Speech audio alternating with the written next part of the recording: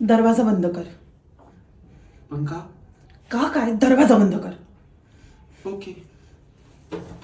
तुला पण ना अजिबात कळत नाही. केव्हापासून मी तुझ्याकडे बघतेय. तुला काय वाटतं मला मागे डोळे नाही आहेत, माझं सगळीकडे लक्ष असतं.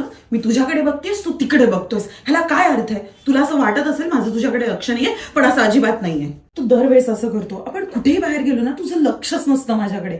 मी बघतेय तुझ्याकडे, तू आपल्या इकडे तिकडे बघतोय. आता मी तुला शेवटचं सांगते, यानंतर मला असं चालणार नाही.